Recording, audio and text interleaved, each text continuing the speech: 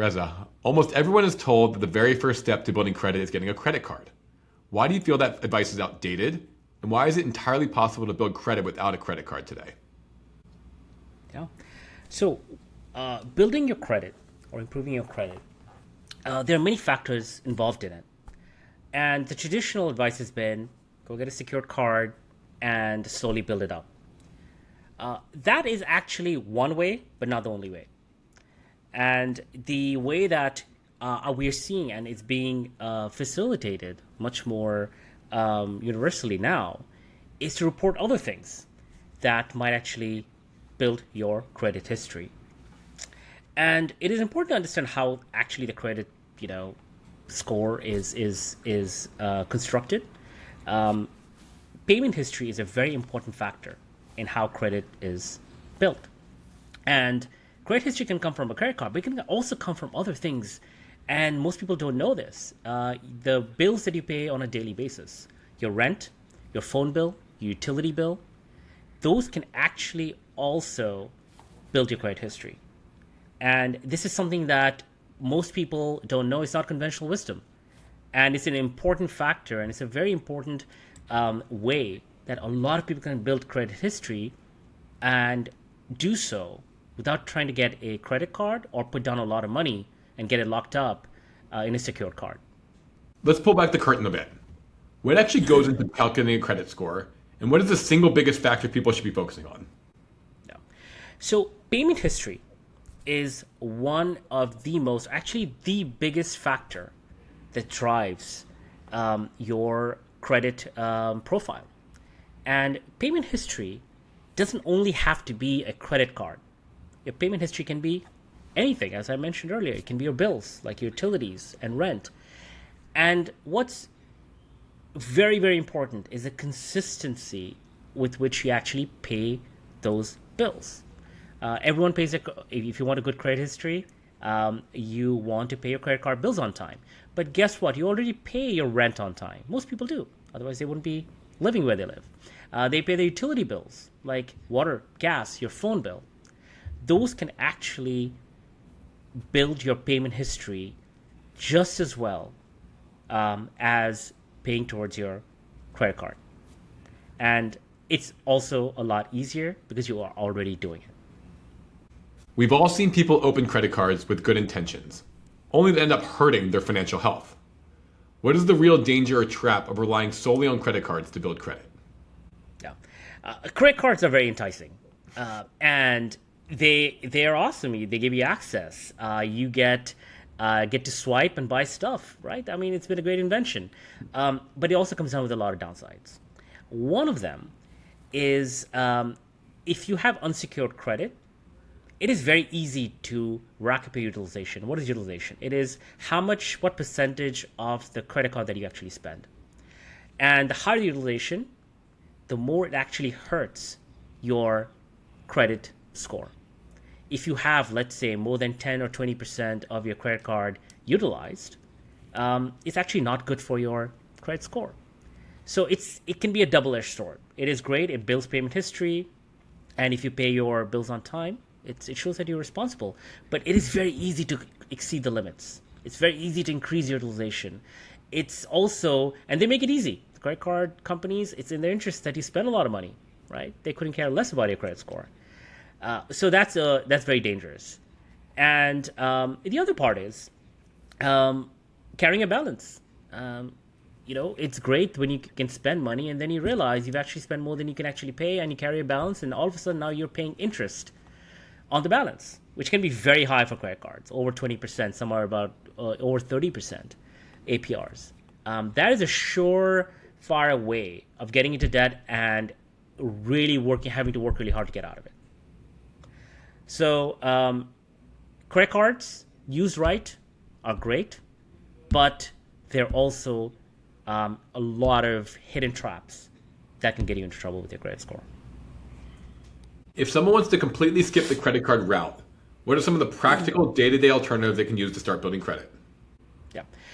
As I mentioned, credit cards are not the only way. They are a way of building your credit history, and it can be effective, and I don't discourage anyone from getting a credit card and being responsible with it.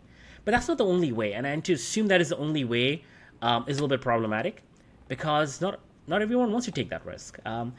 But the other ways that are actually very safe and very easy, if you have the right tools, is to report your everyday bills that you already pay.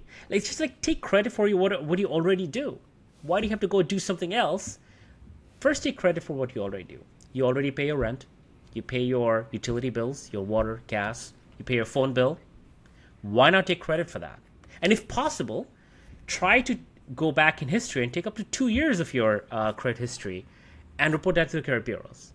That is a very easy and actually a very good way. The credit bureaus actually want this. They want more data about you. Show the world, show the credit bureaus that you're responsible, because you already are responsible if you're paying your rent and your utility bills. So that's just like, to me, it's a no-brainer, and everyone should be doing that. Another alternative people talk about is a credit builder account. For someone who has never heard of this, how does it work and why is it a safer bet for beginners?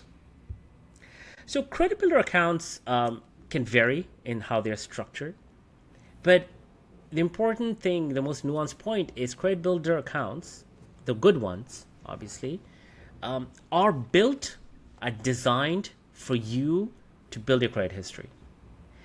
A unsecured credit card is not designed solely to help build your credit history. You can build your credit history with it, but it's not designed for it. Credit builder accounts tend to be designed for building credit history, and they're designed often with mechanisms that prevent you from falling and hurting yourself unintentionally. A lot of them will have spending limits. Some of them will have high credit limits, but then they restrict where you can actually spend them. It's all good for you. And the goal is to showcase that you can actually build credit history responsibly.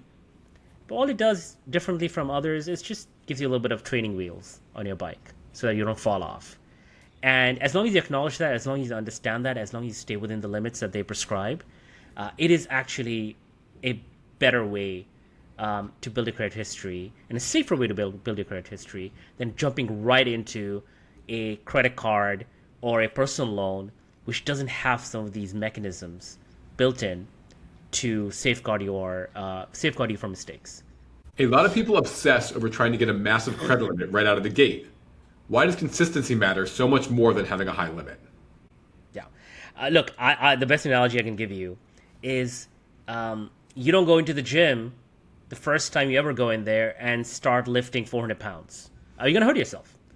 In the same way, going straight after and trying to get a massive credit limit, not only is it hard if you don't have credit history, or if your credit history is not very good, it's very hard to get it. So you're either going to get disappointed, but if you do get it, well, the safeguards aren't in place to help you build your credit history.